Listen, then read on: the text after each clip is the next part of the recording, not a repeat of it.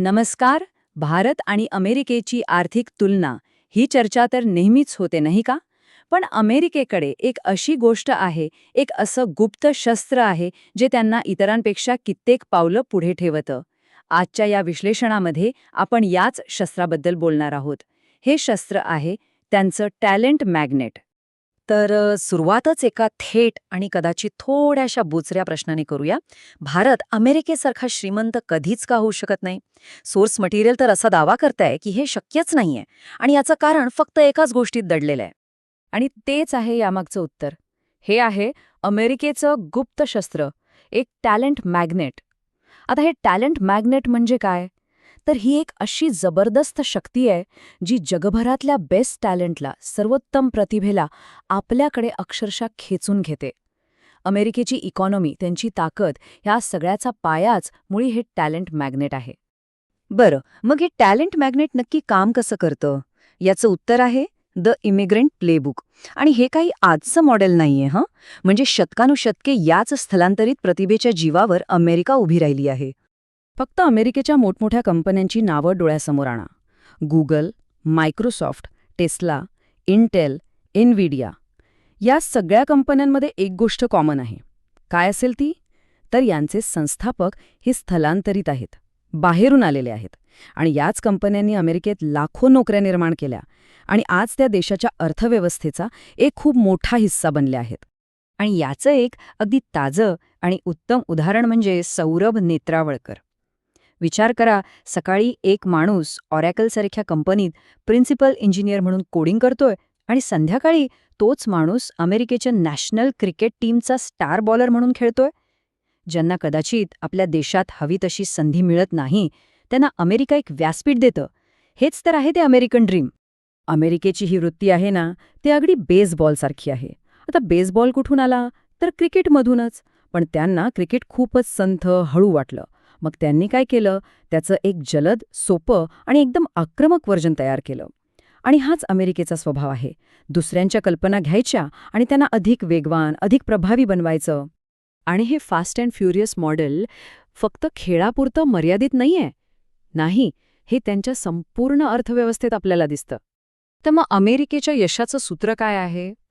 अगदी सोप्पं आहे. मागणी दिसली की वेगाने इन्फ्रास्ट्रक्चर उभारायचं आणि त्याला राजकीय इच्छाशक्तीची जोड द्यायची, बस. आणि याच सूत्रानुसार न्यूयॉर्कमध्ये T20 वर्ल्ड कपसाठी फक्त 100 दिवसात 34,000 लोकांच्या क्षमतेचं स्टेडियम उभं राहिलं. विचार करा, किती प्रचंड वेग आहे हा. हा वेग खरंच बघण्यासारखा आहे. फक्त 7 वर्षात अमेरिकेने क्रिकेटला एका खेळापासून एका मोठ्या इंडस्ट्रीमध्ये बदलून टाकलं. म्हणजे 2017मध्ये USA क्रिकेटची स्थापना झाली आणि 2024मध्ये ते थेट T20 वर्ल्ड कपचे यजमान बनले. हेच तर आहे अमेरिकेच्या मॉडेलचं खरं सामर्थ्य. पण आता ह्या कथेत एक ट्विस्ट आहे. ज्या टॅलेंट मॅग्नेटने अमेरिकेला महासत्ता बनवलं, आज त्याच मॅग्नेटला तडा जायला लागला आहे. हो, ज्या सिस्टीमने त्यांना एवढं यश मिळवून दिलं, त्याच सिस्टीमसमोर आज खूप मोठी, गंभीर आव्हानं उभी आहेत. आणि हे आव्हान सुरू होतं एका आकड्याने, $1,00,000. हो, $1,00,000. डोनाल्ड ट्रम्प यांनी H-1B व्हिसासाठी अर्ज करणाऱ्या नवीन उमेदवारांसाठी चक्क एवढं मोठं, म्हणजे जवळपास ₹90,00,000 प्रवेश शुल्क प्रस्तावित केलं आहे. हा आकडा खरंच धक्कादायक आहे. आता फरक बघा. पूर्वी H-1B व्हिसाची फी होती साधारण $2,000 ते $5,000, जी कंपनी द्यायची. आता प्रस्तावित फी आहे $1,00,000. याचा थेट अर्थ काय होतो की एखाद्या फ्रेशरला नोकरीवर ठेवण्यासाठी कंपनीला त्याच्या पहिल्या वर्षाच्या पगाराएवढी रक्कम फक्त व्हिसा फी म्हणून भरावी लागेल. मग आता कंपन्या परदेशातून फ्रेशर्सना नोकरी का देतील? साहजिकच आहे, त्या टाळाटाळ करतील. आणि अडचण फक्त पैशांची नाहीये. इतरही अडथळे वाढत चालले आहेत. अपॉइंटमेंटसाठी स्लॉट्सच मिळत नाहीयेत. मुलाखतीच्या तारखा तर चक्क 2027 पर्यंत पुढे ढकलल्या जातात. आणि वरून सोशल मीडियाची सुद्धा सक्तीने तपासणी होणार. सोर्स तर असं म्हणतोय की अभिव्यक्ती स्वातंत्र्य अमेरिकन लोकांसाठी आहे, H-1B धारकांसाठी नाही.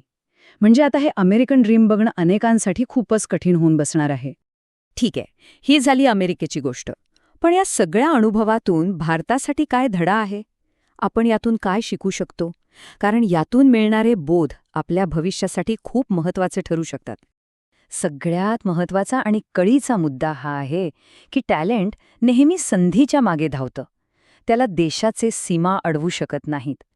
त्यामुळे ब्रेन ड्रेन झाला म्हणून सतत रडत बसण्यापेक्षा आपल्याच देशात त्या तोडीच्या संधी कशा निर्माण करता येतील यावर लक्ष केंद्रित करण्याची आज खरी गरज आहे.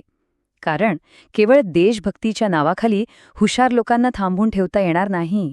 पण एक चांगली गोष्ट म्हणजे आता एक नवीन आणि खूप सकारात्मक ट्रेंड दिसायला लागलाय, तो म्हणजे बार्बी ट्रेंड. आता याचा अर्थ काय? तर bachelors abroad and return to build in the Indian ecosystem.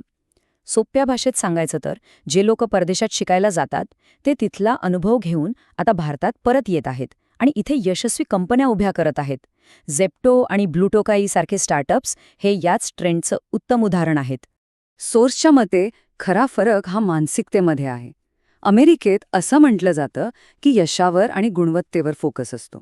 प्रत्येकजण यशस्वी होण्यासाठी धडपडत असतो. याच्या उलट सोर्स असा दावा करतो की भारतात अनेकदा स्वतःला पीडित किंवा विक्टिम दाखवून व्यवस्थेकडून फायदे मिळवण्यावर भर दिला जातो. हा एक खूप मोठा फरक आहे.